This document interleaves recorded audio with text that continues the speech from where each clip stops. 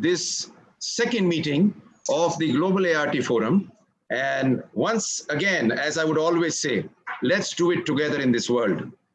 And our moderator is, of course, the Dr. Ashok Agarwal, who is the head of Andrology Center at Cleveland Clinic Foundation, also the director of American Center of Reproductive Medicine. He's a highly celebrated andrologist who probably has the highest number of papers and research publications ever, which could be there. I would hand over the mic to Dr. Ashok Agarwal, please. Sir, the screen is yours, sir.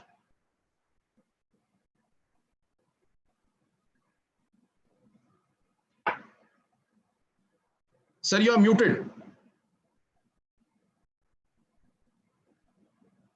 Good evening, everyone. Namaskar. Thank you very much, Sunil. I'm joining you from America, from Cleveland, Ohio. And it is a wonderful morning here with beautiful sun outside. So I'm pleased to be part of this wonderful program that has been planned.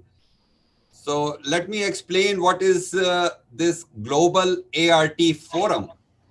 So the mission of our forum is, it is a free, not-for-profit, a non-political platform that shares the latest knowledge, which is really embedded in science and facts with reproductive professionals and other medical professionals and people from other professions as well, empowering them to in turn to take good care of their patients.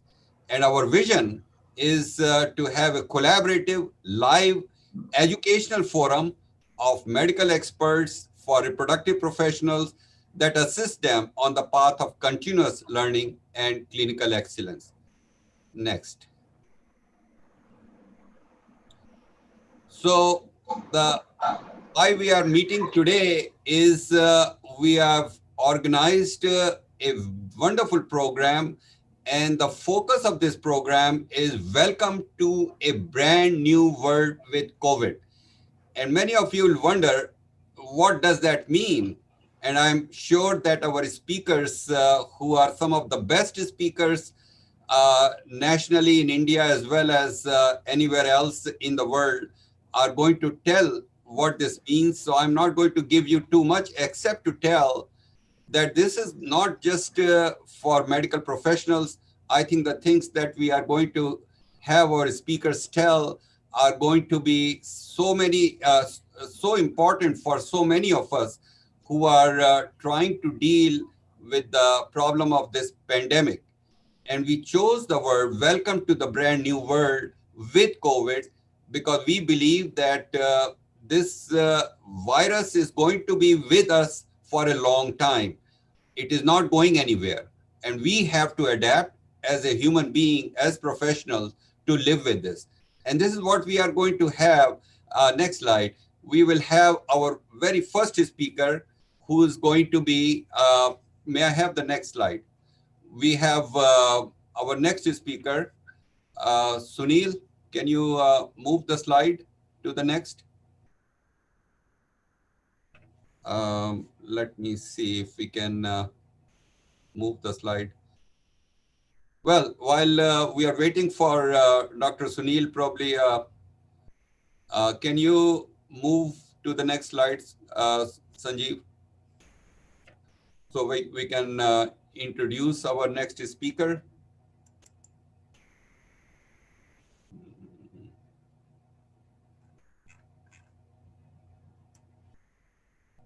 Just a second, please.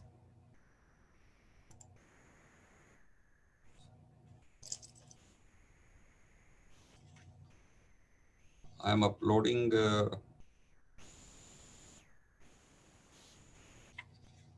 So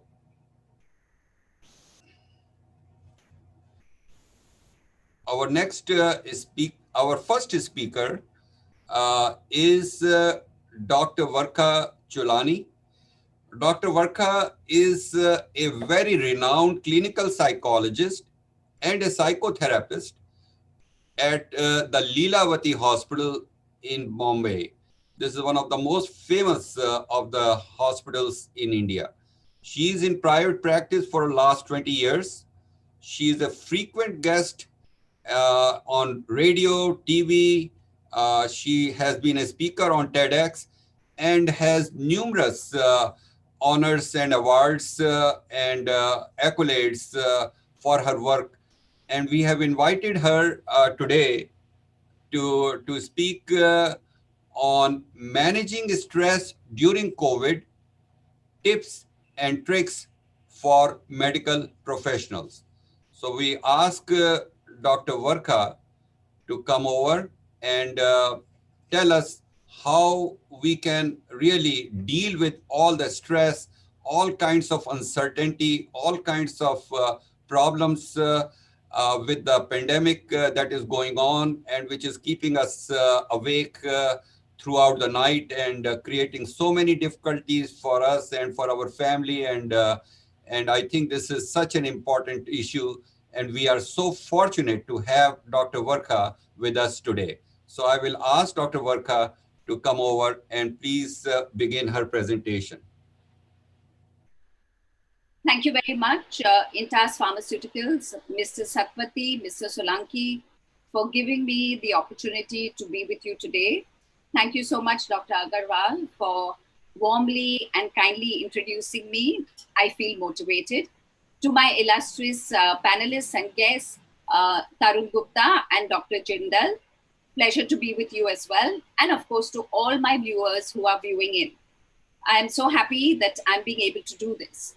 Now, all of us in the previous few weeks have been caught pretty much unawares, not knowing really what this pandemic is about and how long it's going to last.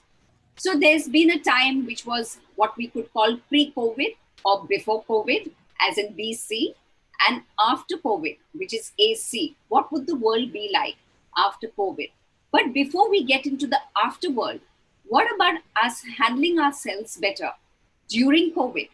And it is with this that I thought a small presentation of sorts should be in order, because all of us are uncertain, anxious, distraught, distressed, not really knowing how to manage ourselves in these very difficult and trying times. I thought, as a psychotherapist, what would I like to share? What would I like to teach? What would I like to educate my audience and myself for to be able to cope and manage with these trying times?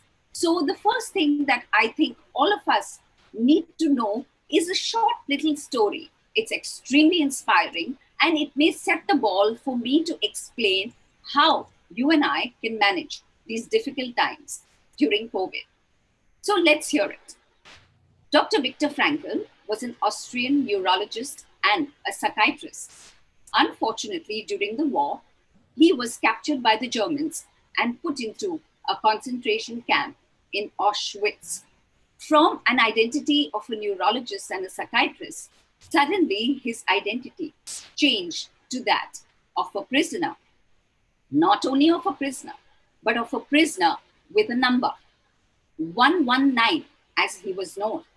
In his seminal book, Man's Search for Meaning, he writes a biographical description of what he had to endure to be able to cope and come through surviving a very, very arduous, difficult, brutal time where he was hungry, thirsty, and more importantly, always worried about when his turn would come to be exterminated. During the time of his concentration camp, or during the time in the concentration camp, his mother, his father, his brother, and his wife were all either taken to the gas chambers or died while waiting their turn to be exterminated. He and his sister survived. Interviewers asked how had he managed to cope with such a difficult and such an arduous challenge of surviving the concentration camp. And he put out a very famous quote saying he had no choice but the will to cope, because he believes, and I believe as well, that every freedom can be taken away from us, but the freedom to choose how to respond to situations is largely within our control. So circumstances can constrain us, COVID can happen to us, the pandemic can engulf us, But the last of human freedoms, as he put it, was the ability to choose. What did he mean? Let me explain again. He believed that the concentration camp was an event that actually happened to him. And the choice that he made was the choice in the attitude of how to respond and how to react to those very difficult and trying circumstances. So the first aspect of coping is to learn Epictetus's great sentence, which says, events or circumstances in this world do not disturb us. Events or circumstances in this world do not disturb us. It is our view of the circumstance that disturbs us. Please underscore the word viewed, because that's exactly what Dr. Frankl was able to do with himself. He had the freedom to choose the view he gave to those very trying and difficult times in Auschwitz, where he spent a large part of his life. Today, at the time of the pandemic and the COVID, you and me have no control about how long this is going to last, whether life will ever be the same again. Those we call in our language external event or circumstances. But as Epictetus said, events do not disturb us. So it is not the pandemic or the COVID which is the cause of your anxiety, stress, distress, distraughtness, or despair. It is the view that you and me ascribe to it. I know it sounds very well, all of us sitting in our air-conditioned rooms with our laptops open to say, what's she talking about? So let me explain it again in the form of two simple examples. Here were two men, both stuck during the lockdown, during the pandemic, both having to face the state's lockdown and not be able to go out and do what they were usually able to do, which is earn a living, go out and make money, take their careers ahead. One of them responded with the COVID in a very happy manner. The other responded in a very relieved manner. Strangely, both of them, one being happy for COVID, the other being relieved that COVID had actually happened. So can you see that the same event, a pandemic, COVID-19, occurring in both these people's lives, yet both of them responding and reacting so differently. One with happiness. Yes, he actually felt happy about COVID. And the second with relief. How come the same event got two different people to react so differently to the same event? And this is where Epictetus' statement of what is the view each one took of it? What is the meaning one attributed to the COVID, which made him feel happy? And what is the view that the other attributed to the same pandemic, which made him feel relieved? Listen to the views. So man one said, oh, actually, I'm 50 years old. I was hoping to retire, but I was very worried. What would people think of me if I retired at such a young age? Now that the pandemic has come, it gives me a great opportunity to retire when I want to at young age of 50. I won't be looked upon as weird and odd and awkward. So I love the pandemic because it gives me an opportunity to do what I want, which is retire. With this meaning that he attributed to the pandemic, he was quite thrilled to bits that the pandemic had happened. Now look at the second man. The pandemic was the same. So events do not disturb us. Yeah. The pandemic was the same for the second man as well. His meaning was very different from the first. He said, my God, thank God for the pandemic. It is actually the time which will allow me to shut my business without me losing face. In the past, my business has been going down the drain, but I don't have the courage to tell people and showcase the fact that I've been a failed businessman.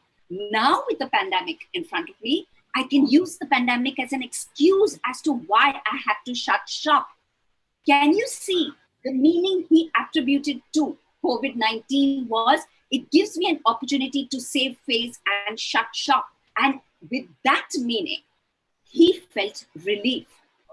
So two people with the same event, the pandemic, feel two different emotions. One is happy and one is relieved. Did the pandemic change? No. The pandemic was constant. What changed? The change was the meaning. Each of them attributed differently to the same event. And the meaning that was attributed by man one was, wow, gives me an opportunity to retire. I had never had the courage to retire at age 50, thinking people will say, what a weird man, how can you retire so young? But this pandemic has given me an opportunity to do something which I didn't have the courage to do otherwise.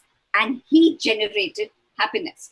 The other man felt that the pandemic gave him an opportunity to save face. No one likes to feel like a loser, least of all to be exposed that we've been poor in business. And the pandemic, when he interpreted it as an opportunity to save face so that he could save his business and not save his business, rather close his business and not showcase to others that he was a failed businessman, he felt relief. What does that teach us? It teaches us what Shakespeare, the great writer, said. Nothing is good or bad. Thinking makes it so. It is what you and I will make of events, situations, the COVID, the pandemic, the lockdown, which will determine how you and I will respond and react to it. The point of choice, as Dr. Frankl said, was not in events. He couldn't escape the concentration camp. He couldn't escape from the years of torture that he was subjected to.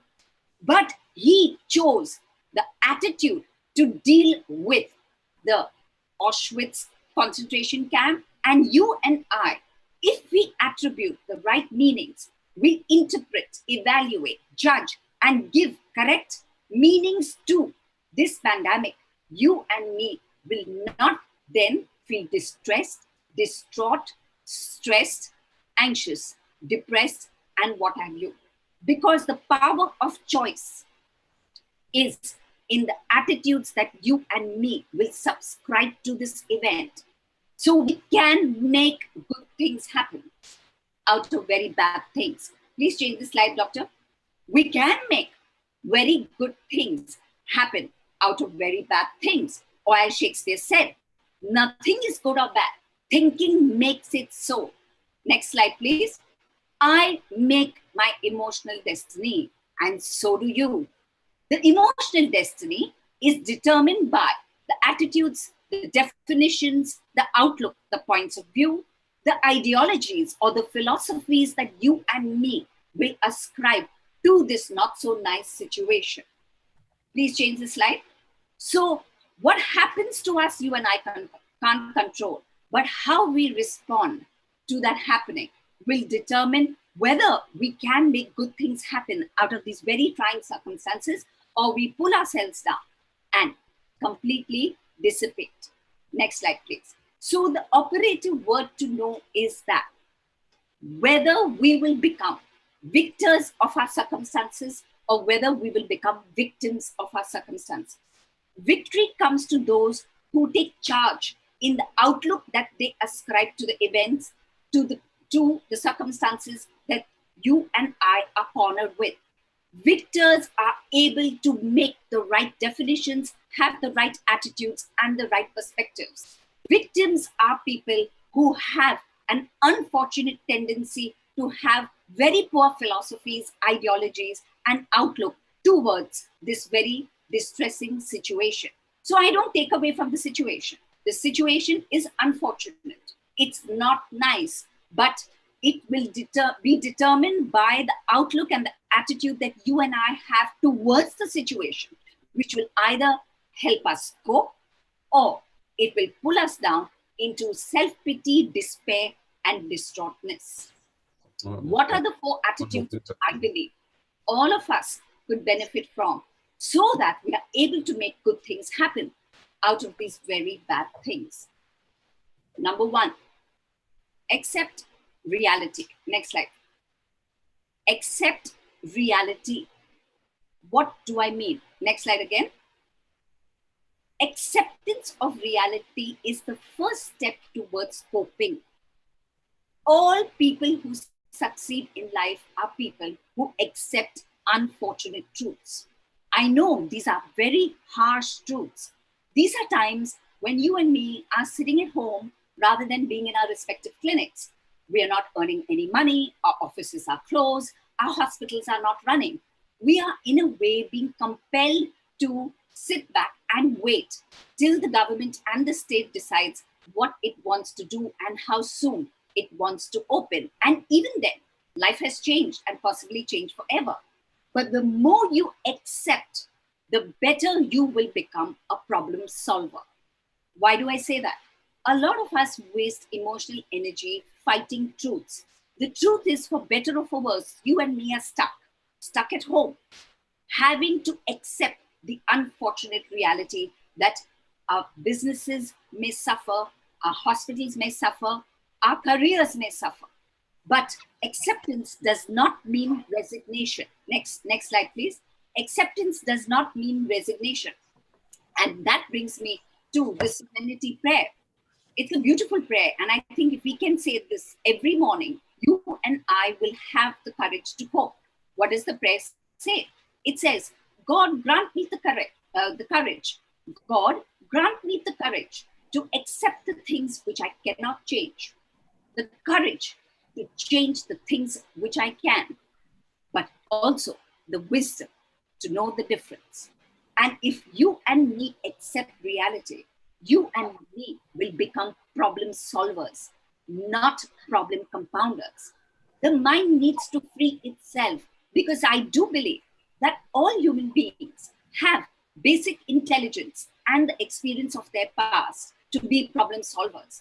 But the more I fight reality, the more I resist it, the more I fight against it, my mind begins to compound problems. It doesn't begin to simplify and look at solutions for problems. So anxiety, guilt, depression, anger, self-pity are emotions which block our intelligence and our ability to cope and find the solutions that you and I will require. So the serenity prayer says, have the courage to change the things which you can. You can change things. What is that? The attitudes that you will take towards the unfortunate reality that happens to us. So the first skill in managing these very difficult times is accepting and coping rather than condemning and moping. The more you and I accept the unfortunate truth, the more empowered we will be. The more empowered we will be to go out and find the solution to these very difficult days which are going to lie ahead of us when businesses reopen, hospitals reopen, and we get back into the real world. Point number 2, do what you can with where you are and with what you have. I repeat, do what you can with where you are and what you have. Slide 2, please. A lot of us usually don't ask ourselves, what can we do? The very fact that today you're watching me and are tuning in to this webinar itself shows one thing, that you are well and you are alive, that you can listen, you can speak, you can think. The very fact that you have an ability to do that itself is something to be grateful for. Over and above that, there are skill sets that you and me already possess. We need to now reinvent ourselves with where we are. We are at home. We have so much time on our hands. We have the opportunity to use the internet to either upgrade our skills, to reskill, or to learn something completely which we've never touched before. Because the only thing within your control, again, is to do what you can with where you are. For better or for worse, you and me are stuck in our respective homes. Thankfully, we have the electricity and we have the gadgetry to be able to log on to any part of the world.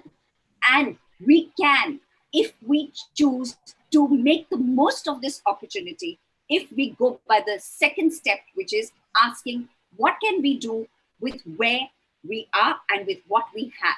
What do we have? We have our intelligence, we have our resources. Let's look at it as an ability to capitalize on what is available to us. Because, as I repeat, it is better to accept and cope than condemn and mope.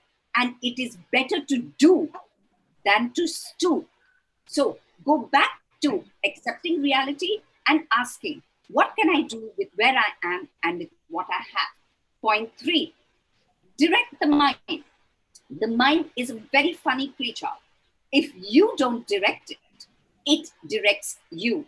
Many people in these times have reached out to me saying, Barkha, we try very hard to control our mind. And that is the biggest error that we make. We can't control anxiety. We can't rein it in. We have to direct the mind away from anxiety. The only time we can control our mind and ask it to stop is when we are actually dead. That time, there's no question of control because the mind stops. Otherwise, 24/7, the mind constantly works. It constantly chatters to itself. It constantly visualizes things. It constantly takes us in a direction. And if we don't give it its direction, it's going to literally take us for a merry-go-round all over the place. So direct the mind.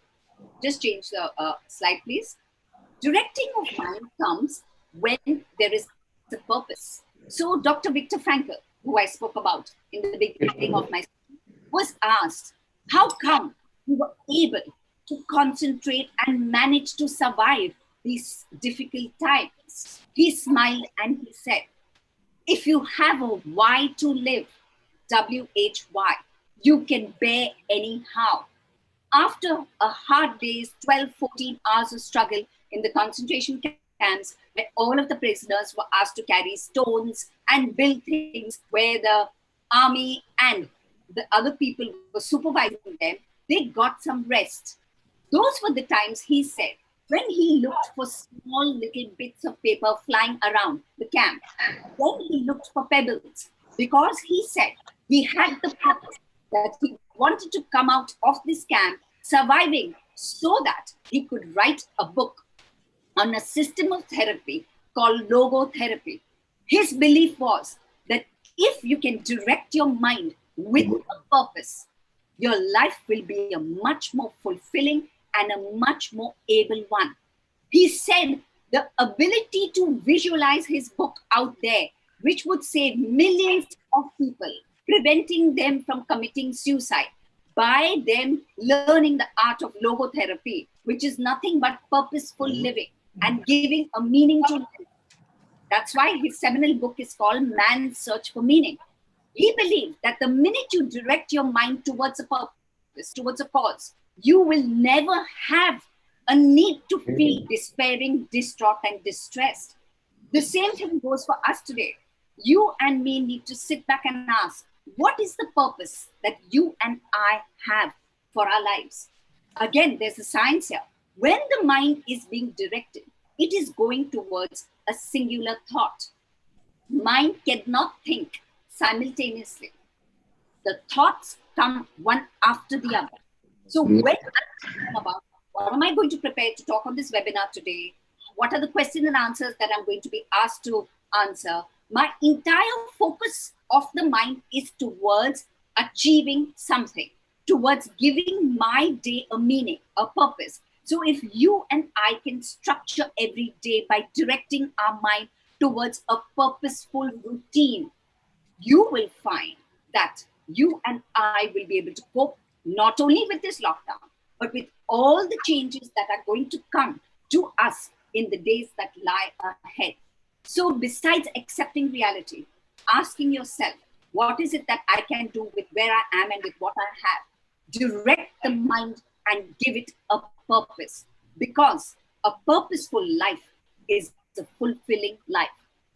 Point number 4, ask if you are ready to struggle.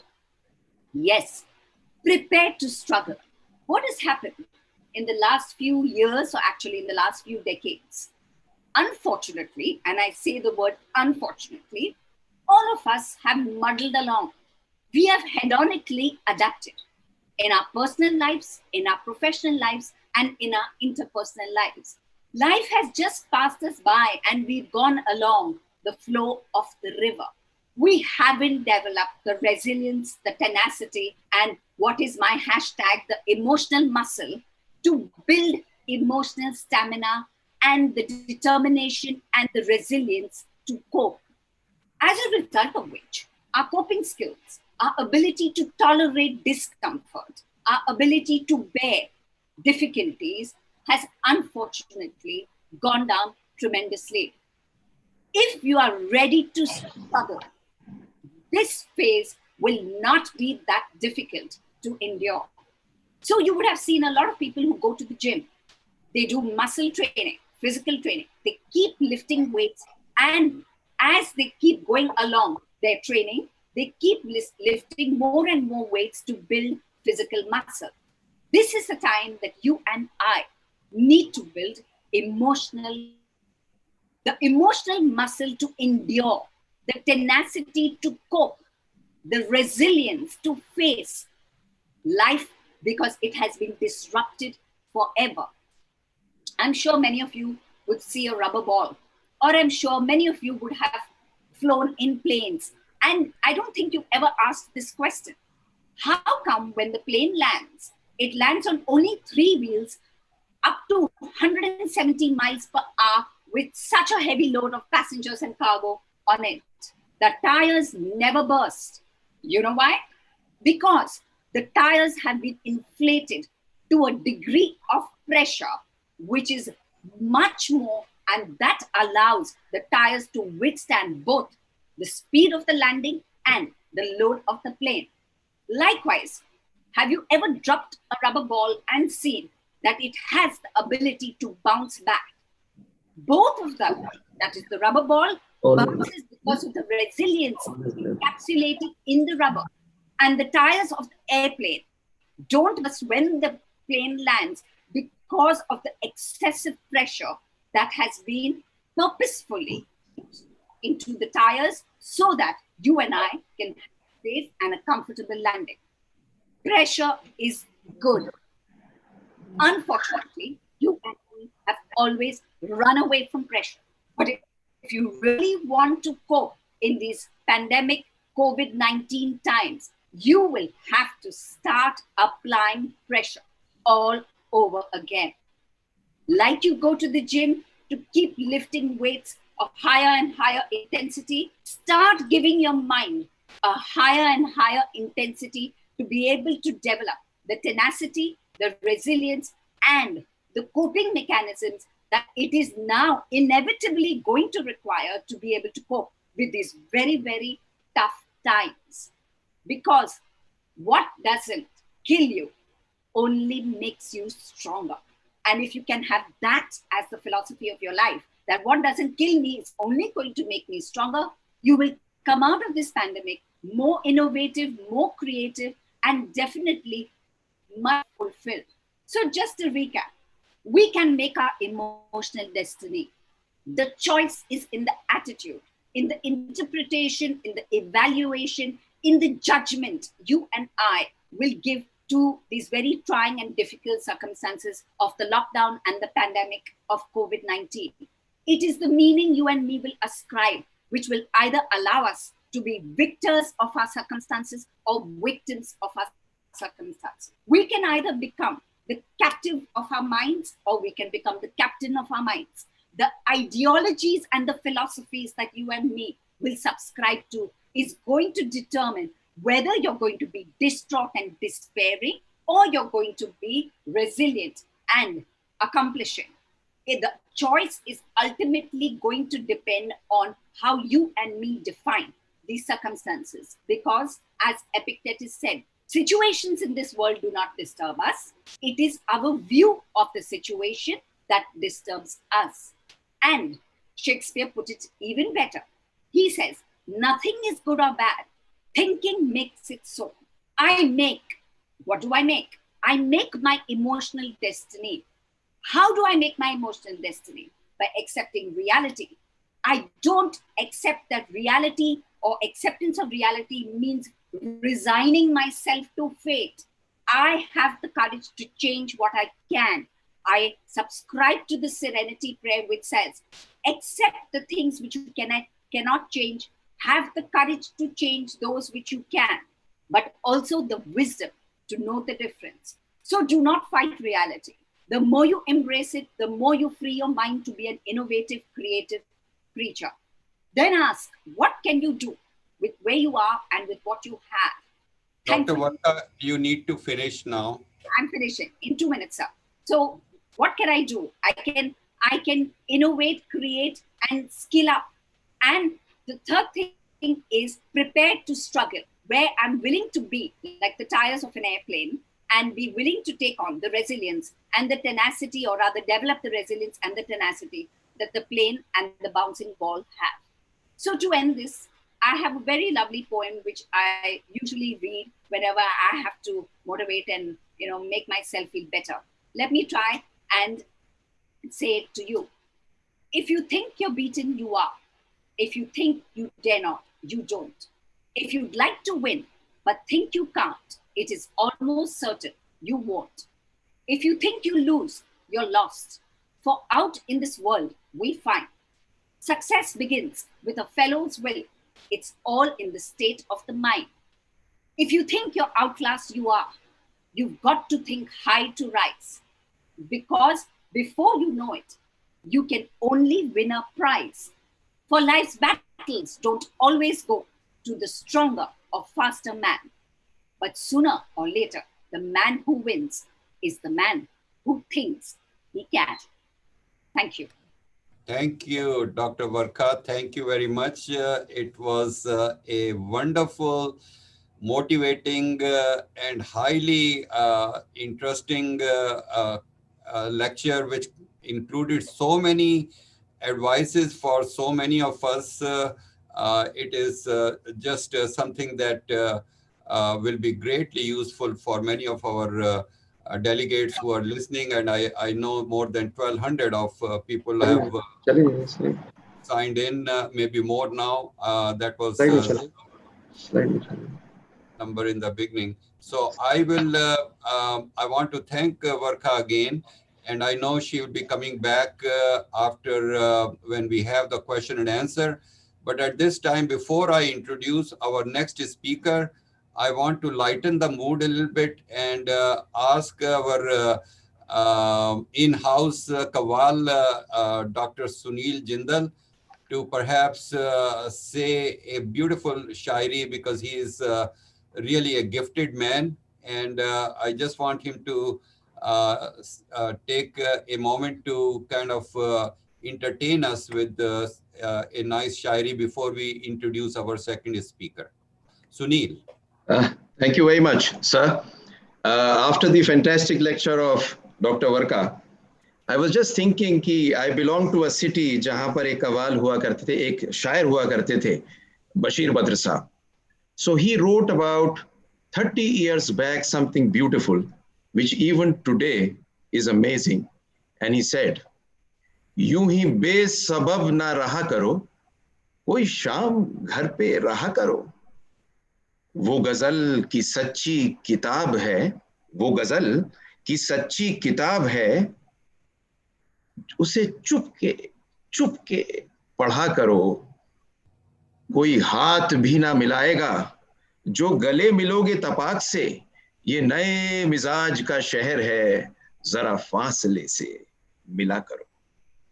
और sir बड़ी खूबसूरत बात है, मैंने एक जगह ये video पे बोला, somebody connected me to Bashir Badr Saab. He's 93 in Bhopal, and he listened to it and sent me a photograph of his smiling, and I loved it. This was magic for him. Thank you very much, Sunil. That was lovely, and I think such a great thing to have actually listen and get the feedback from the real person who said these words 50 years ago. So that is just amazing. So I'm thank you very much and greatly appreciate your light moment here. Let's take up and introduce our next brilliant speaker, Mr. Tarun Gupta. And you see his introduction here on the slide. But I want to tell that Tarun is a executive president in one of the most important daily newspaper in India called Dainik Jagran. It is the biggest distinction is that this is the largest read newspaper in the entire world. And this is no simple thing. He has over 20 years of working experience in this news media. And he comes from a family which has been operating and owning this media business for over almost close to 100 years or 88 decades. He is involved in content planning. He is involved in newspaper opinion and editorial and expressing opinion on a variety of things. And he is truly what we call as an intellectual, or what we call in Hindi as Buddhijeevi. So I believe that next slide, please. We are looking forward from Tarun to speak and give his personal thoughts and opinions about the anticipated response of the state, which is the government of India after the lockdown is lifted. So what kind of changes, what kind of scenario will occur? Because these are things which are outside of the scope of many of us who are in the medical profession. So to hear from somebody who's intimately involved in looking at and has the pulse of India on his fingertip, he should be able to look through and based on his experiences can try to enlighten us about this new era, which is going to be in front of us very soon. So Tarun, please take over now. Thank you. Thank you, sir. Am I audible? Yes, Yes, please. perfect. Okay. Good evening. Thank you, Dr. Agarwal, for your kind words, perhaps most undeserving. I hope I'm able to live up to these epithets. Thank you, Dr. Varkha, for an invigorating address. Thank you, Dr. Sunil. Thank you to all the organizers as well. Ladies and gentlemen, now, if I were to tell you that in this COVID-19 era, what we are experiencing is unprecedented. It is not something that our generation, but perhaps so many previous generations would not have experienced. I don't think I'll be adding any value now. It's cliched now to say that this is unprecedented, never experienced. And actually, it requires no clairvoyance to say that the world will change in unimaginable ways. Now, I'm not a technical person. I shall refrain from using words such as disruption or, uh, I do not know how it will be. I don't think anybody has the precise answer. But we are certain that the world will change in ways which we today are grappling to even fathom. Response of the state. Now, obviously, in a free, liberal democracy that we are, we expect a limited role of the state that is represented by the government.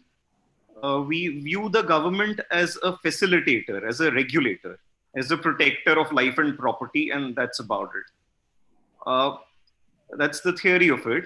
Practically, we know that governments in our parts of the world are always in the forefront. They are very central, and they influence the future course of action for all the citizens. It's no different over here. So I'm not, I'm not discounting the relevance that the government will bring in. Also, in emergency times, the governments tend to assume inordinate powers, which normally in peace times would be termed as undemocratic. But then it's only natural, and that's inevitable. And also, in these times, we really have no choice but to repose faith in the government and to respect and adhere to their decision and their judgment. But does that also mean that we shouldn't question?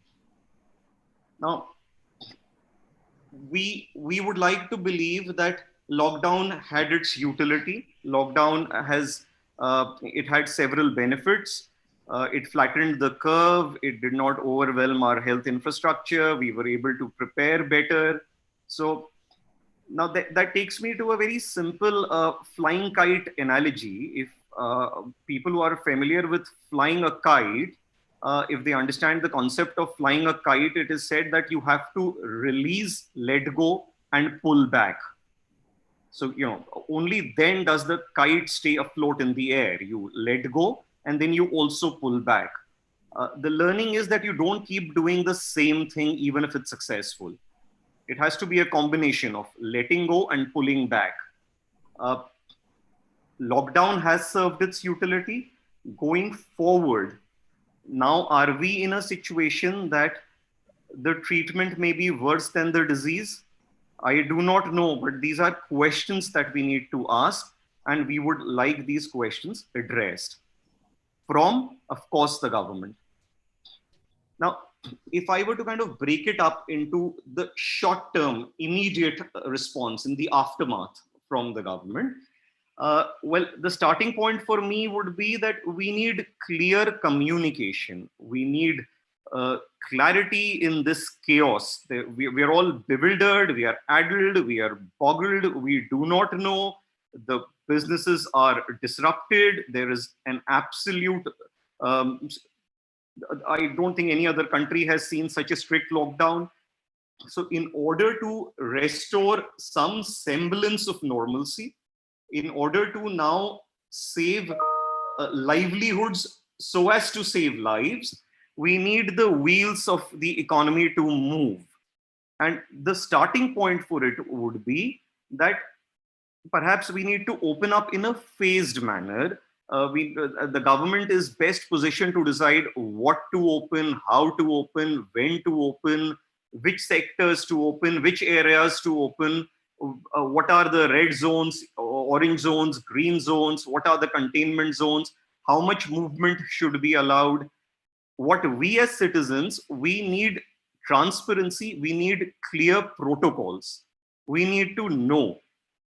That really should be the starting point. Now, for example, in the last 1 week, when there was some mention of opening first the essential services and commodities, and then the critical supplier to those services and commodities, and then some more.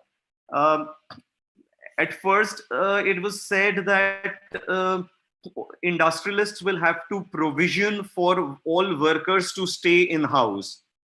So if you open up a factory, all the workers that work there will have to be put up in the factory premises.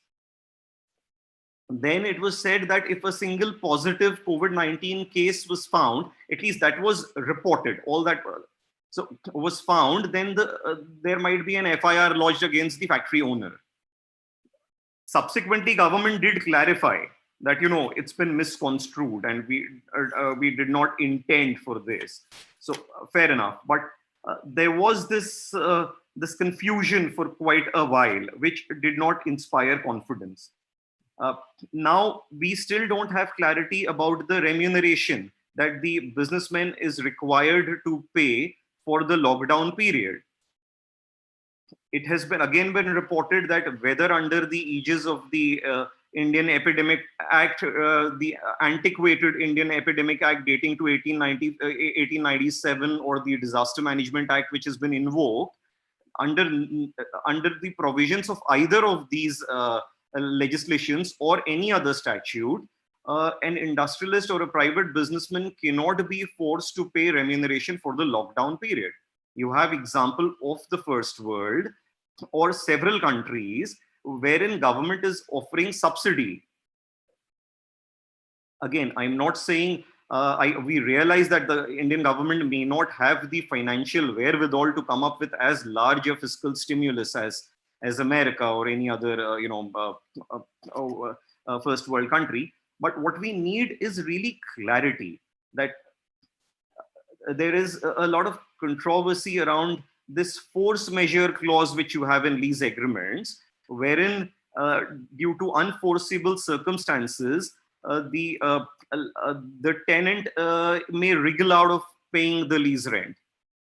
Now, whether circumstances warrant this to be appropriate for invoking the force majeure clause, or it's a fig leaf that is being pulled by the tenants, we do not know. And we expect a lot of litigation around it subsequently when things open up. Now, in a country with an overburdened judiciary, I would expect the state to come up with some kind of an ordinance or some judicial clarity, so that people at least do not, or at least unavoidable litigation can be abandoned. So this is in the absence of clarity, what happens is that there is anxiety, and that really adds to our woes. Now, what we know about the business community, the entrepreneur segment, the investor segment across the globe, that what they despise, what they abhor is unpredictability, uncertainty, is being unsure. We just, I think what the government, so actually I am veering more towards not the anticipated response, but perhaps indulging in a lot of wishful thinking, that this is perhaps what I would expect from the government, that please clarify, please lay down the protocols, please firm up the regulations and put them out in the public domain, so that there is no speculation, there is no conjecture, there is the anxieties are allayed. People may be in agreement, they may be discordant, but at least they are not left confused. So that's really in the short term, and that's the immediate kind of response that I think we should all, and I also I expect this, and I also anticipate this from the government. Now, in the medium to long term, again, when we are pushed to the wall, when we are in a crisis, and again, as they say, there are these aphorisms which say that in every tragedy there is an opportunity, and you need to actually sense that opportunity and harness that. So last time when India actually witnessed the most structural Big Bang reform was in 1991, and those were crisis times as well. And often economists have alleged that since then, it's almost been 30 years, 29 years now, as we speak, governments of different hues have only kind of tinkered in the margins as far as the economy is concerned. They've adopted this incrementalist approach. There have been aberrations, and I'm not an economist, but that's been a perception with some people in the economic intelligentsia. Now, is this the time for those structural reforms that we are talking about? And I'll come to what I mean by the term structural reform. Also, I think we've read reports that the international community, there is this kind of furor against China now. It's said that China was the place of origin for SARS. It's the place of origin of this COVID-19 as well. Now, whether it's misfortune, and there are several sinister conspiracy theories going around, and for want of corroborative evidence, they are best left ignored at this point in time. But there is no denying that most certainly China has demonstrated some stealth. They've been surreptitious. They haven't really, at least they did not timely share with the world the right information, and what possibly could have been a more localized kind of disease, it catapulted into an unmitigated kind of pandemic that we are grappling with. So doctors and scientists and medical experts are better positioned to either confirm or reject this view. But it's being touted, at least in the in various circles, that perhaps world may seriously ponder loosening China's grip on global supply chains now. Does India have the potential to supplant? Can we fill in that void? Now, these are notions we have romanticized for decades. But now, please blend it with some pragmatism. Will emotional outburst or emotional backlash alone see us replace China? we realize that, now coming back to the point from where I started, in the medium to long term, what perhaps we would like the government to focus on will be structural reforms, the land reforms, the labor reforms. We realize how difficult it is still, despite the new land acquisition bill, to acquire land for business purposes in this country. We know that we are looking at reforming our labor laws, and we are trying to codify them into 4 different codes. But are we going to just change the nomenclature? Because the text is still not out. The substance we are still not aware of the new labor law that will perhaps be tabled. But is it going to be productivity linked? Will private business have the leeway to kind of pay wages according to productivity, to be able to engage, to loosely say have that hire and fire policy, wherein if there is a requirement, I am happy to engage more people if I'm speaking on behalf of a businessman. But once the purpose is served, I should have the liberty to lay off as well. Please excuse me. So allow me the leeway to lay off as well. So we need land reforms, we need labor reforms, we need capital reforms, we need taxation reforms, we need to focus on our infrastructure, and of course judicial reform, I think, in this country will lie at the heart of any economic or social progress. So these are really these structural big bang reforms that we need to bring about, and we need to focus on in the medium to long term. Now, we are a country of 1.3 billion and counting. We are not a small Scandinavian country. We're not a Singapore, where service sector alone will gainfully engage such a large population. We need to build our manufacturing capacity. Also, in our country, now 60% of the population, so I'm looking at maybe about 800 million people, are directly or indirectly dependent on agriculture. Nowhere in the world can agriculture support these many people. 80 crore log, 80 crores, 800 million people cannot be dependent on agriculture. And that is why every 6 months there is a demand for farm loan waiver, minimum support price, subsidies. So we really need to wean people off agriculture, reduce the burden on agriculture, and divert them to be absorbed in the manufacturing sector. Now, this largest youth population in the world, these 1.3 billion numbers and counting, whether it is going to, this population will be a curse or a demographic dividend, that will boil down to how we are able to utilize them. That takes me to my last point, where I say the long-term vision. Now, no country can possibly bring about a transformational change without investing in its human resource. If we really want to make that transition from third world to first world, from developing to a developed country, if we really intend to score on parameters of human development index, on environment parameters, we actually will have to invest in our human resource. And invest in human resource takes me to the point of education and health. Perhaps in this COVID-19 times, we would have realized that we need to invest more in education, invest more in public health.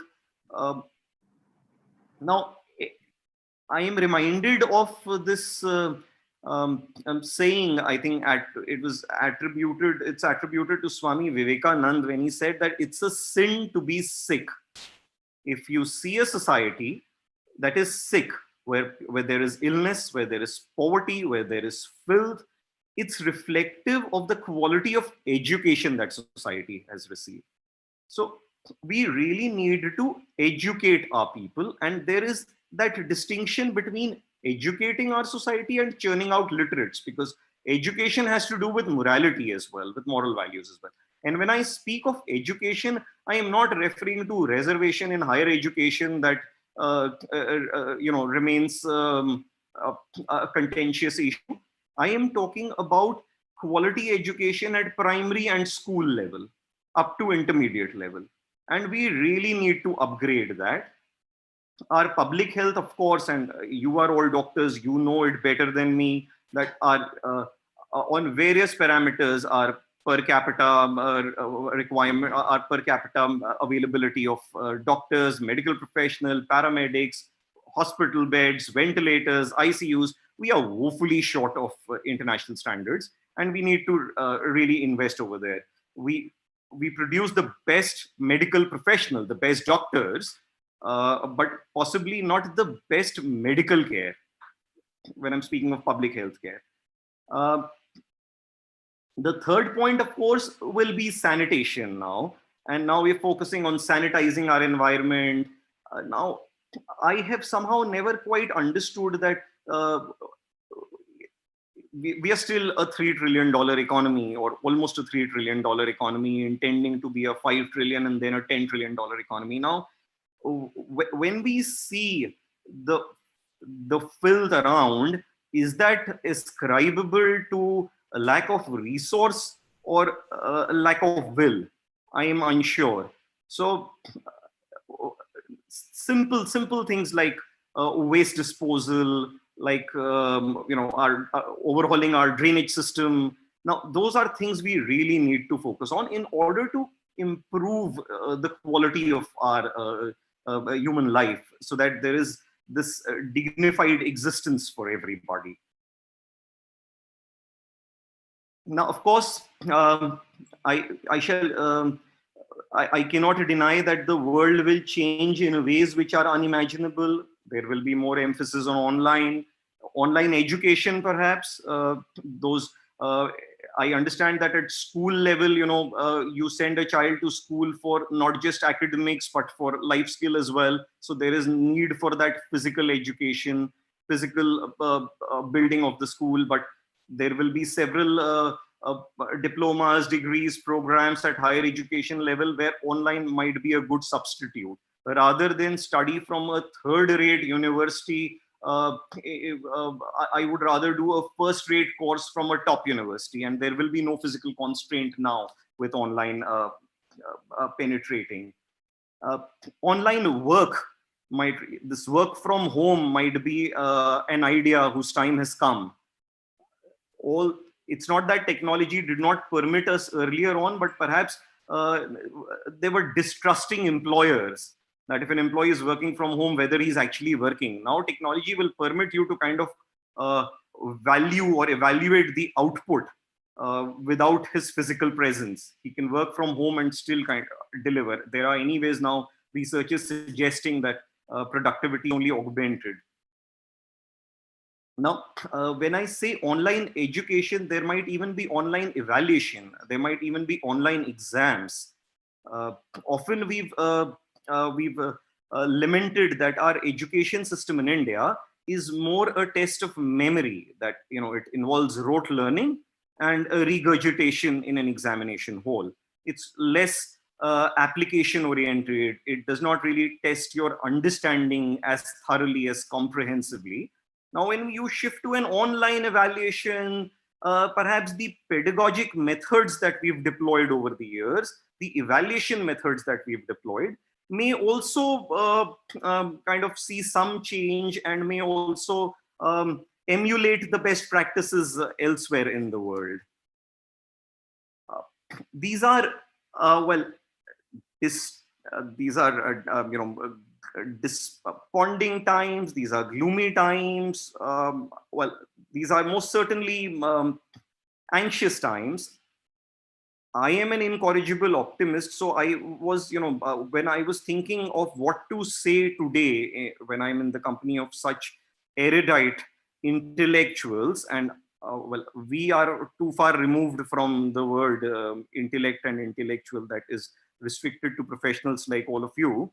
So I stumbled upon this factoid. It said that there are more people alive today than have ever died. So, and I did Google on it. It's a fact. So, while it's a, it's a cataclysm, it's an apocalypse, you call it whatever, the human species is not going extinct. It is not, it's not comparable with the asteroid hitting the modern day Mexico when dinosaurs went extinct. I don't see any of it happening. So my only submission with all humility will be that, yes, the world will change. We will have to adapt. Be skeptical. Please do not be cynical.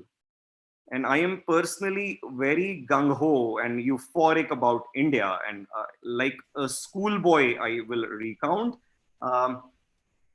Look at, we have every kind of climate in our country, all kind of flora and fauna. We are a resource-rich country.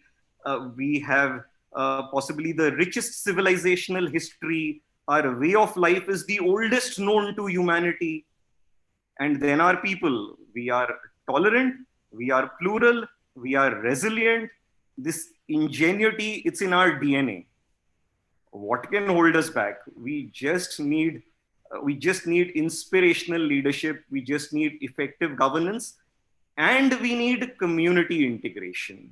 We really need community integration, because as they say, years of ozone dust cannot be cleared without, or cannot be cleaned without community integration.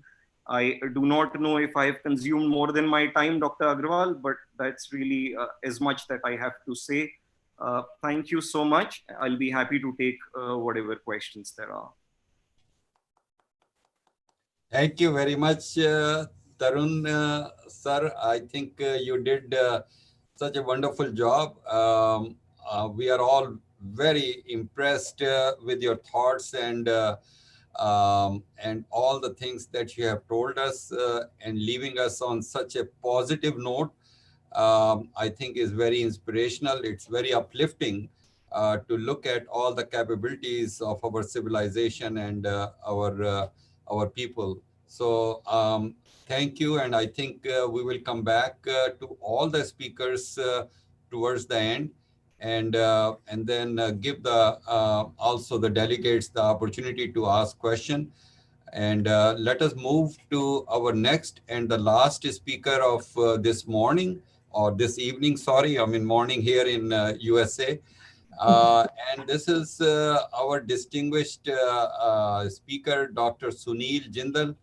Sunil does not need any introduction, because of course, if you look at the slide, I think there are so many important distinctions that decorate his biography. He is a surgeon by training, and he is a andrologist, or a male infertility reproductive medicine specialist in the hospital which his parents built, who were both physicians, and his wife Anshu, she is a beautiful lady. She is an OBGYN specialist, and a dear friend. So Sunil is in a, when I was talking to Sunil, may I have the next slide? I was telling him we need you to talk something which is different than just talking about the routine things, which we will have many opportunities to talk about fertility and reproductive medicine, but go into looking at how things are going to change from your viewpoint as a specialist, as a physician, as a father, as a entrepreneur, as having been in charge of such a large hospital and meeting so many thousands of patients every year. What is your viewpoint? Of course, this is what we are looking is, and he came up with this beautiful title, Staring at the Brave New World. So it is a enigmatic title, something which is you have to hear. I think he will tell with so many different historical accounts, many of the things that are happening at this time, what are the similarities, what are the differences, and how we are going to change, how the world is going to change or not change according to Sunil. So this is Sunil's, but also I think everybody else's viewpoint, looking at the future, looking at the brave new world. So I ask Dr. Sunil to take over, and thank you very much, Sunil, for your presentation. Thank you very much, sir. In fact, you stretch me so hard. I want to speak on a medical topic, and you told me, no, that's not what we spoken about. You speak so many times. It's got to be something different and something which concerns all of us. And if you ask me, staring at the brave new world is the story which all of us feel today.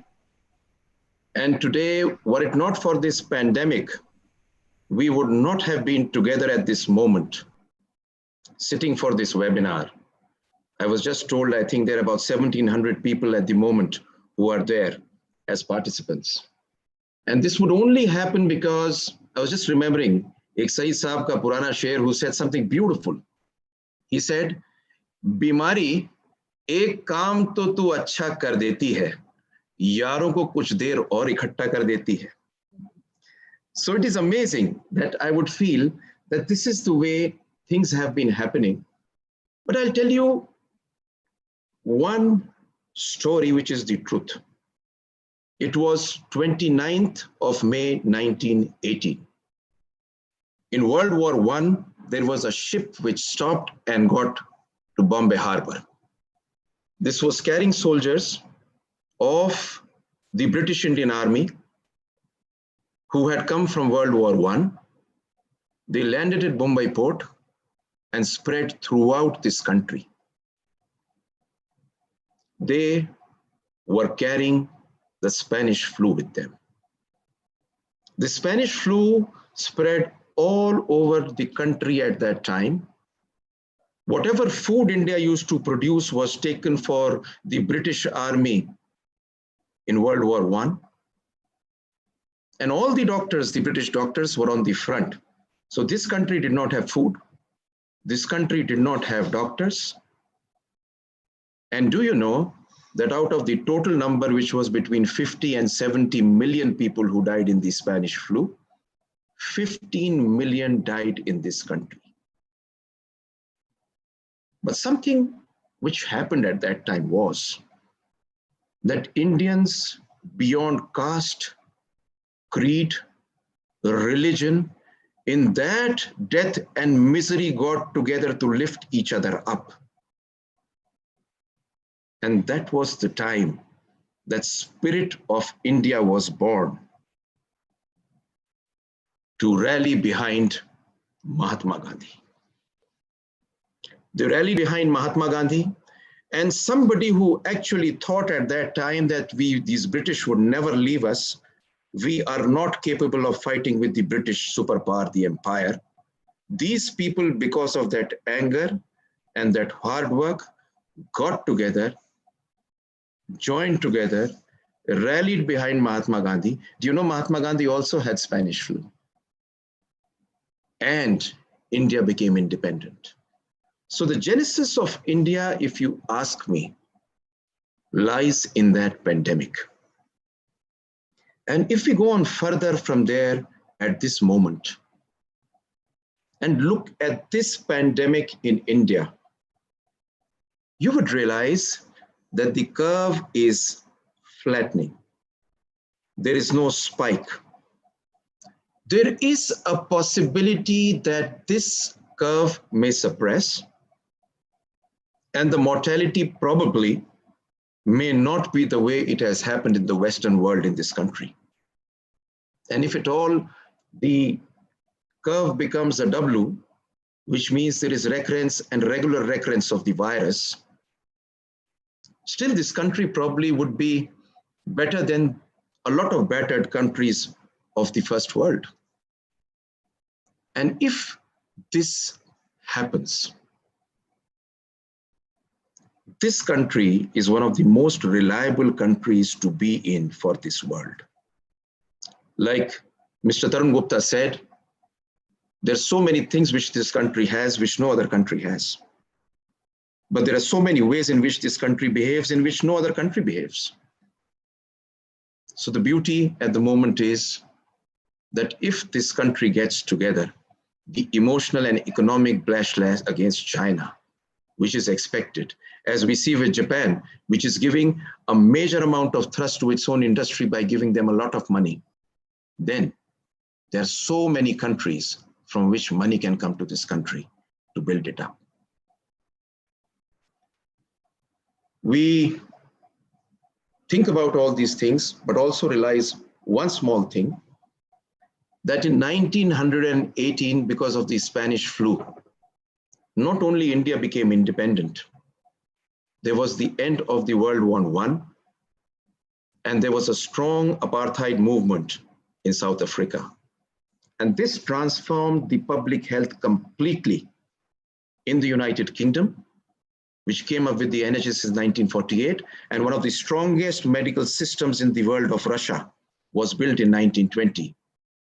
And do you know, at that time, post-World War, they realized health was to be looked into. If you look in further,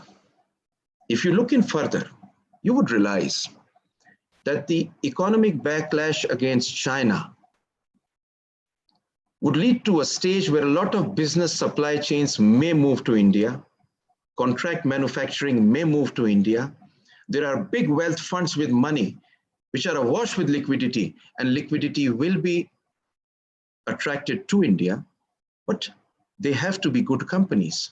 They have to be proper policies. And Mr. Tarun, just as you said, the structural reforms with an honest modern technology where there is fairness to the stakeholder will lead this country to be what we really envisage this country to be. Next.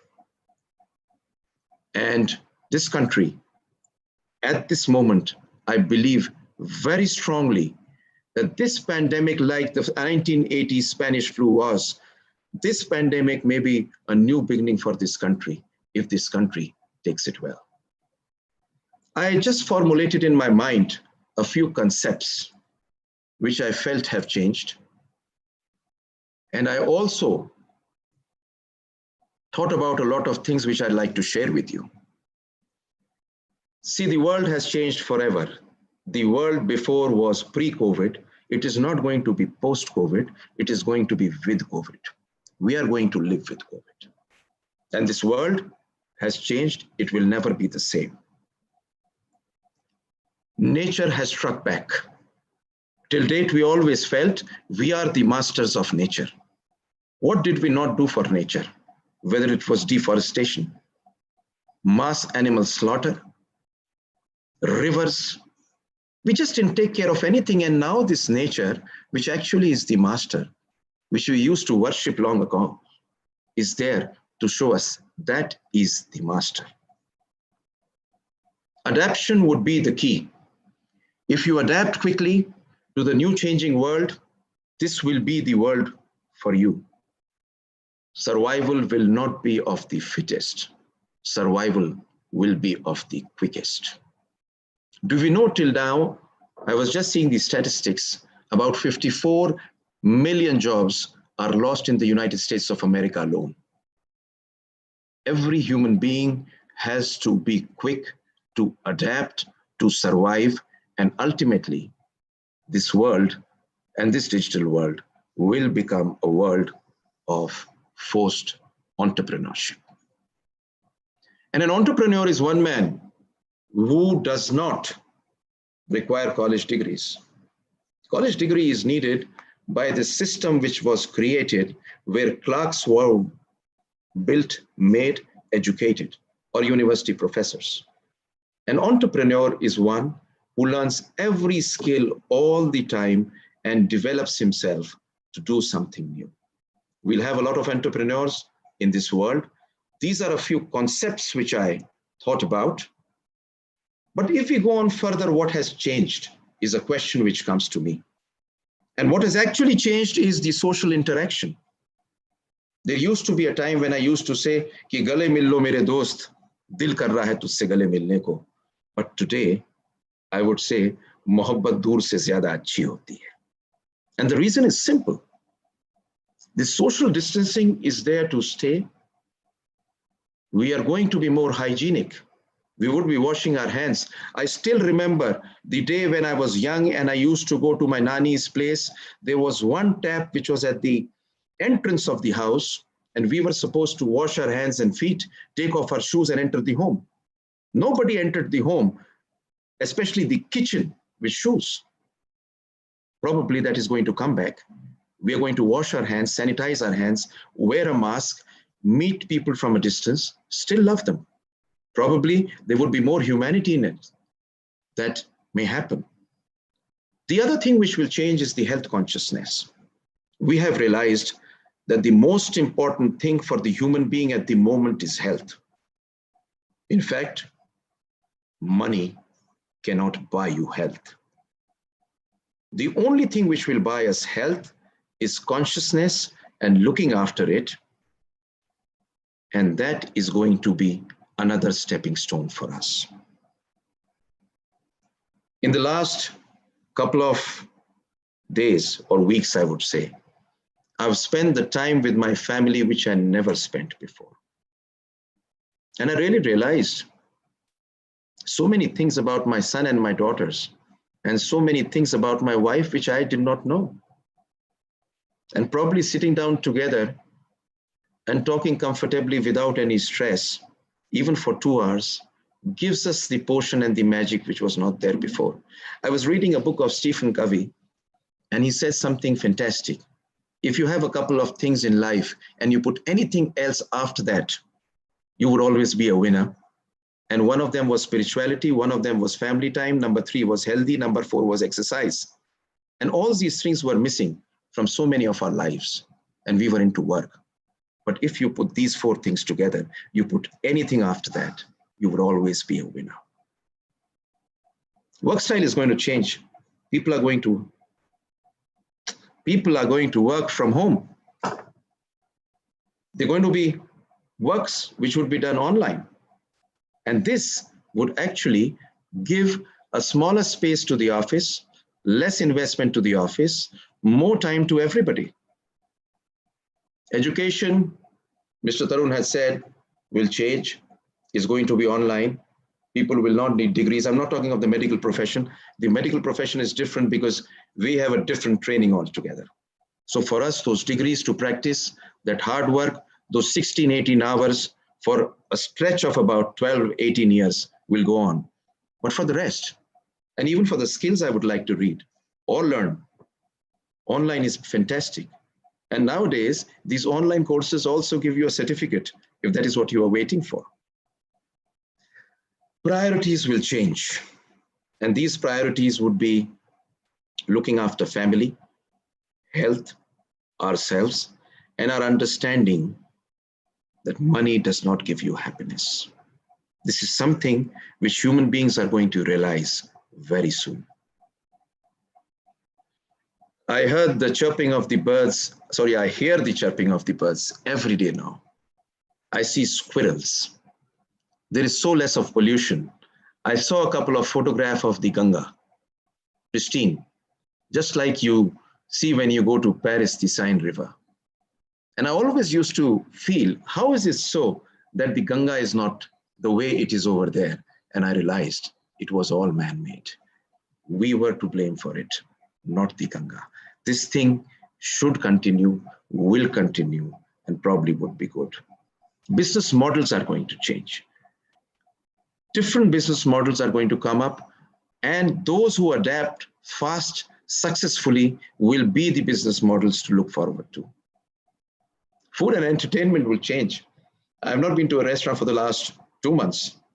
I've had home food. I think it's healthy. I think it's very healthy. And despite the lockdown, I'm able to have fruits, vegetables, everything.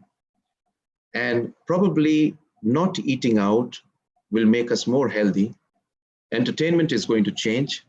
Complete entertainment would be on the small screen, not on the big screen. And it's going to be a different world altogether. Now, what are the industries which are going to be affected, which I would want you to talk to you about?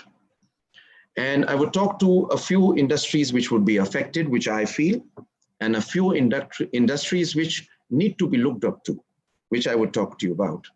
Jobs are going to go. When there would be no revenue, to expect that you would be paid won't be possible. And this is going to go across all sectors. And the recruitment which we thought would be there probably may not be there. Travel, tourism. I think this travel and tourism would be most hit. Nobody would travel, tourism would go down. And looking at the fact that Spain and Italy, their whole economy was based on tourism, I do not think anybody is going to go there for the next 2 years. The ESHRI conference has been cancelled. I believe it has become online. I don't know how many of us would be interested in attending online. The ASRM, most probably from all I think, would also become an online conference. Hospitality industry, they're sitting on huge inventories, massive staff, extreme expenses, and nobody to be there. That's going to be hit. Restaurants are going to be hit. Retail will be hit for some time at least. Nobody's going to go to the stores to buy something. Nobody is going to go to malls which are air conditioned. I still fear myself in the air conditioning. If this virus gets into the ducts, really how it's going to be for us. Live sports. IPL won't be there. All the leagues of Kabaddi won't be there. The sports industry will be affected. The sports stars will be affected. In fact, all the stars of sports and cinema will be different. They would come onto the small TV. I just don't know how they would adapt. Cinema industry, I do not think for the next couple of years, I would go to a cinema hall. And the film industry, which till today was the industry which everybody thought about, looked about, romanticized, would change. It's going to be a different industry altogether. I don't know how they would adapt, but it'll be strongly affected. Events and conferences. The last conference I attended was the SAR conference. But I think for a long time, I would say this was the last conference I attended, because I do not think conferences are going to be held for a long time. Events are going to be postponed, won't be there. Marriages are going to be there'll be close family members for marriages. It would not be those things where they have 2,000, 4,000 people for marriages. It's going to be an affair where a few people would happily be married. I don't know whether for the honeymoon for the next couple of months, they're going to go anywhere. But yes, life is going to change. Luxury products. I have bought nothing for the last 2 months. And my wife, who is PhD in shopping, has bought nothing for the last 2 months. I asked her, are you missing something? She said, what? I realized this is the best thing to happen, because luxury products, even the rich people probably will not purchase, because they would realize, whom will you show your Rolex watch to? And I remember something beautiful which Osho said, कि बहुत खूबसूरत मकान बनवा लीजिए, लेकिन अगर देखने वाला नहीं होगा, तो मकान आपको काटेगा. So luxury products are going to go down.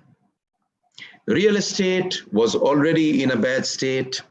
Construction and real estate will go down. But I think if it goes down to a level, it's time to invest into real estate for the future. This may be a good time to invest. Automotive at the moment would be down, but with time to come even, it will never reach the level it is at the moment, because expensive vehicles, I'm not very sure how many people would buy, because there would not be too much to travel for some time. Oil and gas, we know, wow, there is no pollution. Local transport, other transport is going to change. The only transport at the moment is for food and medicines. The rest of the transport is down. Uber, Ola are down. This is going to change. But I'm going to talk to you now about the industry to look forward to, invest in. adapt it in your industry, use it for yourself. Number one, healthcare. Healthcare will grow.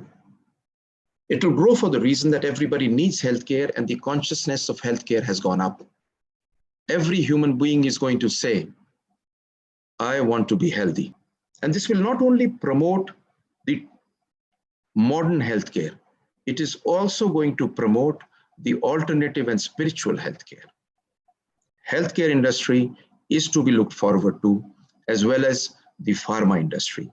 In fact, if the API manufacturing is shifted to this country from China, the pharma industry, the API manufacturing from China, this country would be providing everything to the world.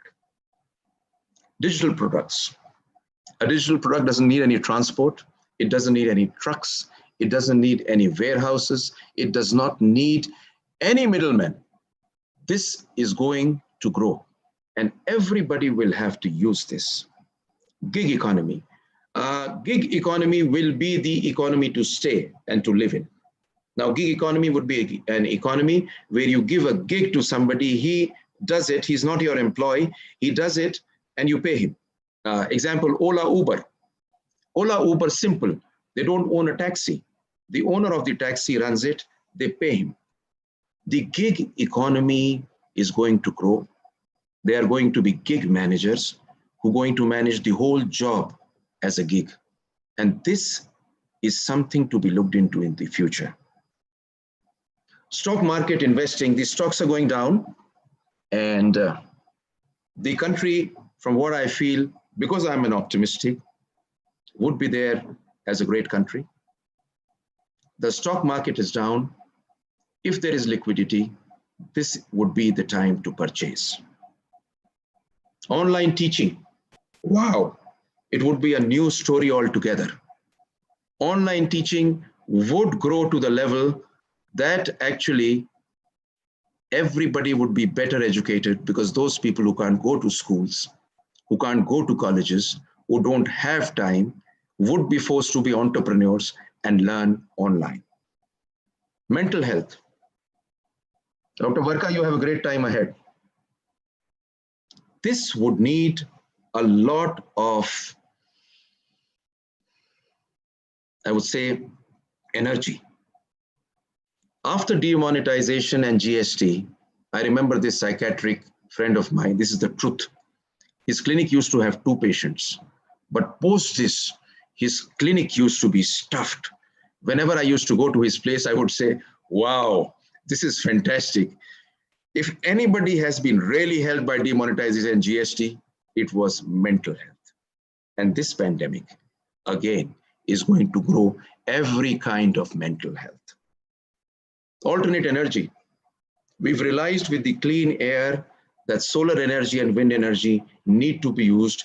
Companies would come up, investing in that would probably be the future. Alternate medicine is going to grow. And it will grow leap bounds, though I belong to the modern medicine. But this is something which people spiritually and as human beings want to accept. Affiliate marketing and network marketing. These 2 things for which you do not have to physically have a warehouse or have a product with you would be something which is going to grow phenomenally. If you look at something interesting, even during the lockdown, Jio has launched its marketplace and it has partnered with Facebook and WhatsApp. So ultimately, though it is joining the Kirana store, it is the same story that the Kirana store is going to supply only through the network. And this is the way business will change. Data science will change. And one thing which will change is, I've had a very close friend and mentor, Dr. Rakesh Sinha. His son is a brilliant guy. I went to meet him when I last went to Mumbai and I asked him, what are you doing? He said, I have a gaming team. I said, what do you mean by a gaming team? He said, I work through Chennai and Singapore, and just like you have IPL teams, we have online gaming teams. I never understood it. It's a great time for you now. This is the way economy is going to change. Spiritual sciences will grow. And I personally feel this is where I would like to end it. But before I end, there is one thing which I would like to say. And that is, एक बड़ा पुराना शेर है, साहिल कहते हैं किनारे को, किनारा मतलब नदी का किनारा। तो हम लोगों के लिए इस समय बड़ा जरूरी है ये समझना कि साहिल पे पहुंचने से इनकार किसने किया है, और साहिल पे पहुंचने से इनकार किसे है, लेकिन तूफानों से लड़ने का मजा ही कुछ और है। कहते हैं किस्मत खुदा लिखता है, लेकिन उसे मिटाकर खुद लिखने का मजा ही कुछ और है। ये जमाना ऐसा आया है, ये टाइम ऐसा आया है जहां पर हम सबको लग के इस नई दुनिया की ओर जाना है। Thank you very much, and I think it's time I hand it over the mic to Dr. Ashok Agarwal, please.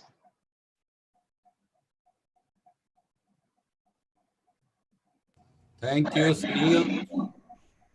What a wonderful steering in the future lecture that you gave. I think it was just marvelous. I think hearing you and then hearing before you, Tarun, it provided so many different answers and scenarios which is very difficult for many of us to imagine and think it through. So really, I think it is wonderful that such kind of forward-looking things you were able to bring, both of you. I believe that this will be this is a great lecture, and something that we really will not be able to get to hear from many of the medical professionals. So especially for Sunil, I want to congratulate you for putting together this extraordinary presentation, starting with the Spanish flu coming from British soldiers, or Indian soldiers coming from British First World War, and taking us all the way to various winning and losing industries, and your personal thoughts along with it. I think this is very illuminating and very, very interesting. So what I would like that we open it up now for question and answer. Both Sunil and myself will be the moderator for the questions. So I will ask all the panelists to please unmute their microphone so that we can pose some of the questions. Hundreds of questions that have come to us from the audience. So I will start with one, and then we will keep on going. So one of the questions that we have is the government is very confused, as are the people. So how do you expect clarity? Remember the demonetization and the frequent change in rules by the government bank, Reserve Bank. Is this a replay? So this question is for Dr. Varkha, and I will request her to keep her answer short so we can handle many of the questions. Are you sure this question is not for Mr. Tarun Gupta? Because it's a demonetization question referring to... Okay. Sorry. Yeah, I think this is a good question for Tarun. I'm sorry. Yes, Tarun, please go ahead. So of course, as I said, these are confusing times. So we are all nonplussed. We are all confused. But then again, the state ought to know better and share better. So I understand there'll be different scenarios. So, we are hearing that perhaps we'll be able to restore normalcy by, say, July, August. Then there is another view which says no, October, November. And then there is also this entrenched view that unless a miracle happens, we're at least 1 year away from either herd immunity or an effective vaccine. So I think at least so the situation is dynamic. It'll keep its fluid, and the strategy and response will have to be calibrated accordingly. But at least a fortnight before, now, for example, on the 3rd of May, when the lockdown ends, today, as we are speaking on the 28th of April, till date, we do not have clarity as to what will open, how much will open, where all will it open. So that is the first clarity that I think we need from the government. So I'm not saying you indulge in crystal ball gazing, but looking, say, a fortnight ahead. Let's take one fortnight at a time at least. As laymen, we cannot do it. The government can. They have access to more information and they are better positioned.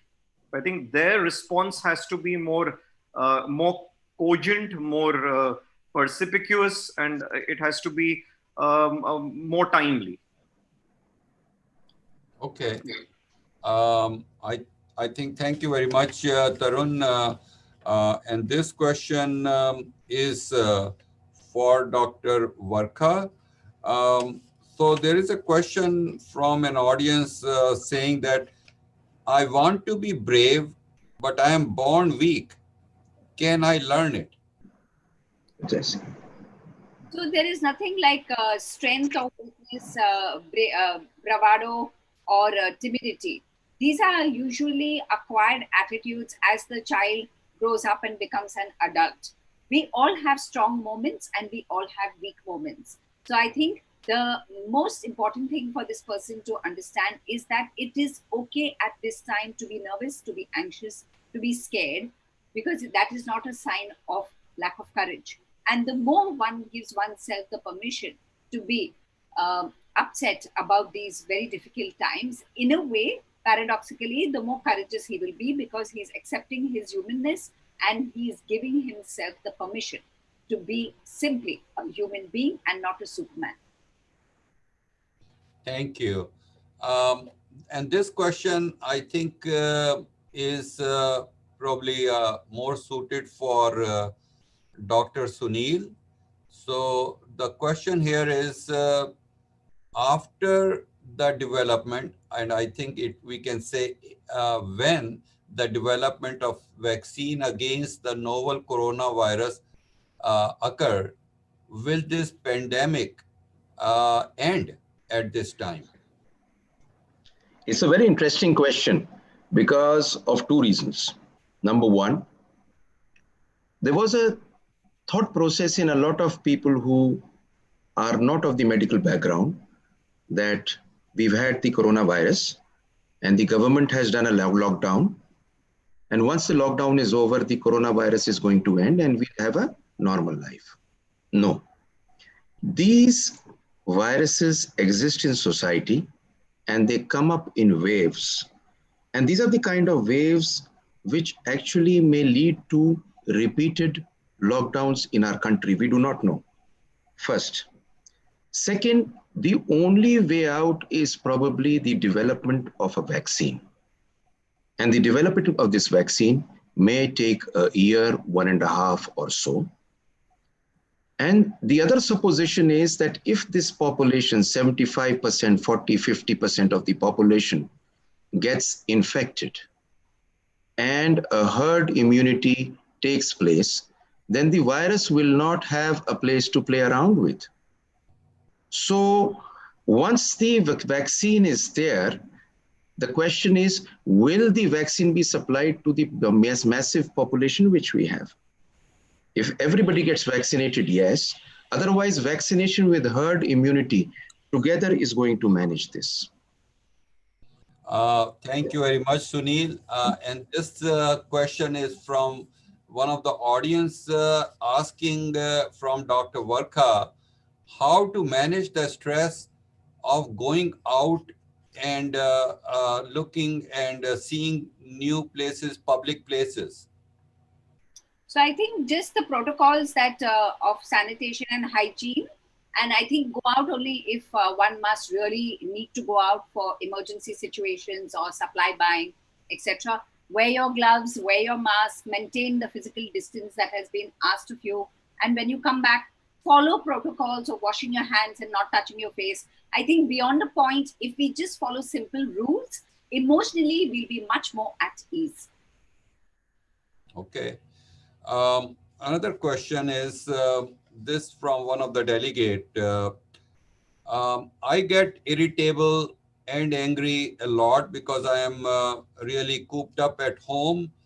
How can I manage myself better? How can I deal with this kind of anger and irritability in my behavior, which is affecting everyone in my home?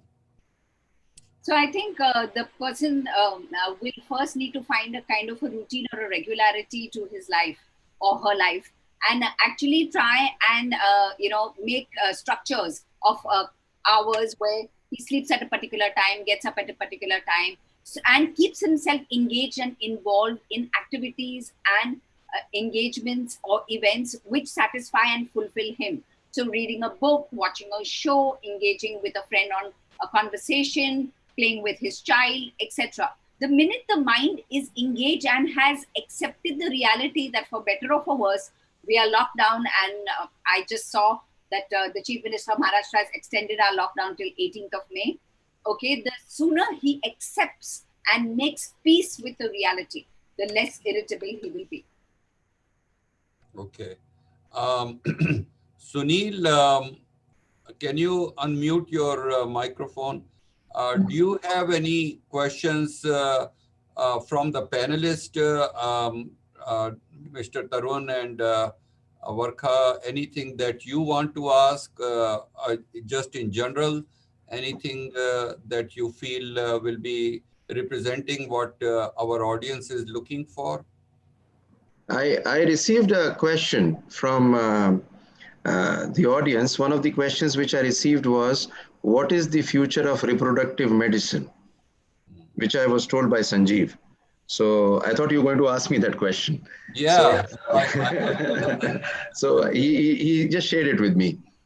Sure. I was just wondering that for the time being, for some time, I mean, though reproduction is very important, but apart from a livelihood or other healthcare, it probably would take a back seat. So for some time, till the time things settle down, reproductive medicine will not be the line for which the patient would be very eager to go ahead with, because the way it is, one. But otherwise, healthcare apart from reproductive medicine probably will be something in the next 2-3 years to go up, because I feel a lot of funding will come into it. A lot of, I mean, the GDP of the government, which is hardly spent on healthcare, will, I hope, now be spent on healthcare. So the ancillary industries will grow. So I personally feel, sir, that this is the way healthcare would be. Okay. Well, I believe that there are a lot of questions that are still coming in, but we are running out of time here.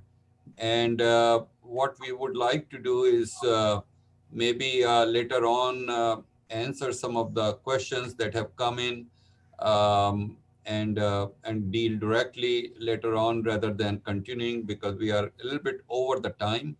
So I would like, if you can, Sunil, change the slide, please. Oh, sorry, sir. So, Yes, sir. So we have some take-home messages. I got this beautiful slide from the net while I was looking for it.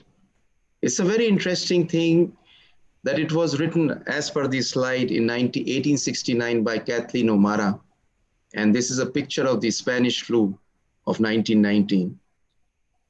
And people stayed at home and read books and listened, and they rested and did exercises and made art and played and learned new ways of being and stopped and listened more deeply. Someone meditated, someone prayed, someone met their shadow, and people began to think differently, and people healed. And in the absence of people who lived in ignorant ways, dangerous, meaningless, heartless, the earth also began to heal. And when danger ended and people found themselves, they grieved for the dead and made new choices and dreamt of new visions and created new ways of living and completely healed the earth just as they healed. This was something beautiful which I found, and I thought I'd like to share with you. But the take home messages probably would be these are unprecedented times, and impact on the future will be unimaginable. The state has a prominent role in shaping our future. We need clear communication from the government on the way forward. There is too much uncertainty and speculation. More confidence building measures will help. Somehow, need to get the wheel of economy rolling. It's no longer about lives. It's now about saving livelihoods for lives. There is an opportunity at every crisis. There's an untapped potential we can harness and make it from a developing to a developed world. If there was a seminal moment, it is now. Adaptation, being quick, technology, digitalization, and integrity is the key. It's not the fittest that survive, but the most adaptable. A shift in international order might be possible. This might be an opportune time to reset our priorities and bring about structural reforms. This is the take-home messages. I would just like to, at this moment, share something with you with which I wanted to end. And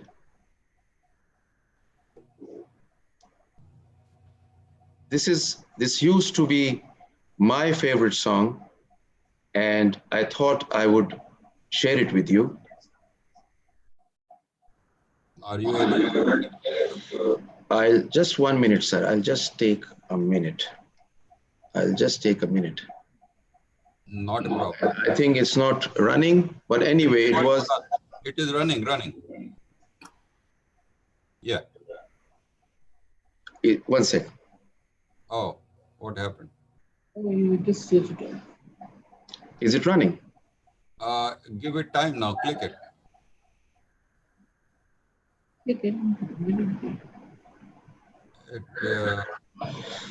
I mean, this is beautiful. I wanted to end it with the Imagine song of John Lennon.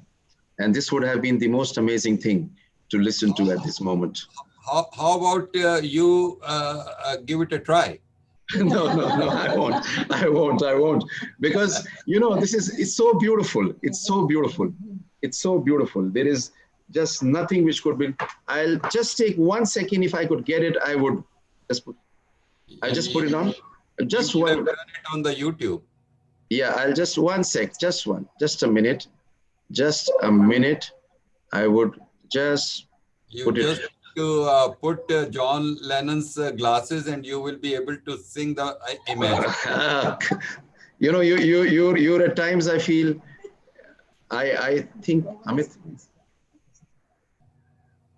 It needs to be on the desktop. It needs to be on the desktop, and it should have been an open screen. I think it should have been an open screen, which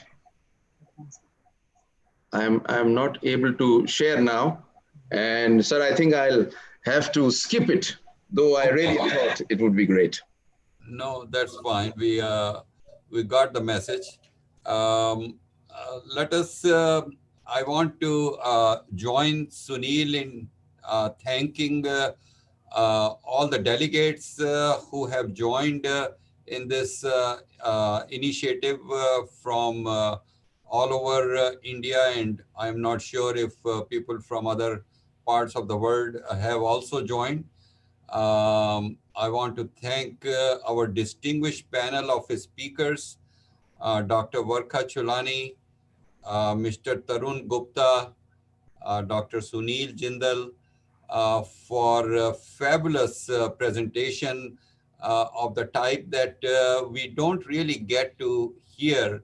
And I think they are so very important for so many different reasons. So thank you, all of you, for putting this information together, sharing your thoughts, sharing your opinion, and most importantly, for your sparing your valuable time with all of us. And thank you so much. I also want to thank Mr. Durga Satpathy and his team of dedicated staff from Intas Pharmaceutical for unrestricted educational grant in support of our program. So I want to thank them for all the things that they have done. And lastly, I will leave the program in the hands of Dr. Sunil. He will have some lasting words that he want to share with all of you. So thank you very much. Namaskar, and God bless all of you. Thank you, sir. Thank you. Thank you, everybody. Thank you so much. Thank you, the amazing audience which we've had. And once again, let me be honest with you. I never imagined that I would be speaking on a topic which was so unmedical.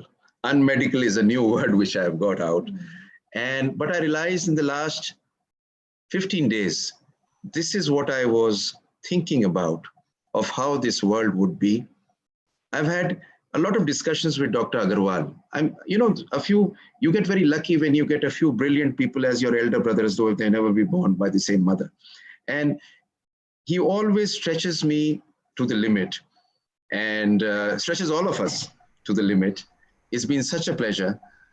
Mr. Durga Satpathy, Durga ji, all the people we've had over here, Varka ji, Mr. Tarun Gupta, thank you very much.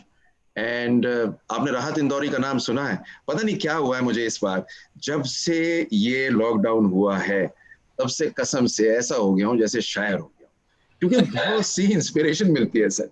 और इतनी कमाल की चीज उनकी थी कि आपको क्या बताऊं. वो कहते हैं कि रख हौसला वो मंजर भी आएगा, रख हौसला वो मंजर भी आएगा, प्यासे के पास चल के समुंदर खुद आएगा. थक कर ना बैठ ए मंजिल के मुसाफिर, मंजिल भी मिलेगी और मिलने का मजा भी आएगा. So ultimately, thank you very much, everybody. It has been so kind of everybody. Love you all. Thank you so much. Thank you very much. And the next, yes, sir, I was wanting you to announce the next program which we have for the second, sir. I think you are holding the mic, so please continue. I think okay. That so we have planned a program for the second, which is a very important program. 2nd May. So sorry, 2nd May. You know, it spaced me out. This thing has spaced me out. So the 2nd of May. And the program is what and how to open our practices, what are the rules and regulations for an IVF clinic, for laparoscopy, for a small nursing home, for a corporate hospital. And we're trying to get those people who actually would be the people with a panel discussion of whom we would actually be able to know what to do when we open up. We would also like to collect a lot of guidelines as they have come from different places, from government organizations, which we would like to put the link onto and give all those links to anybody, in fact, the whole bunch of it, a manual of it, to anybody who joins us on the 2nd of May, 6 o'clock. Thank you very much. Thank you. Thank you. Namaskar again. And everyone stay safe.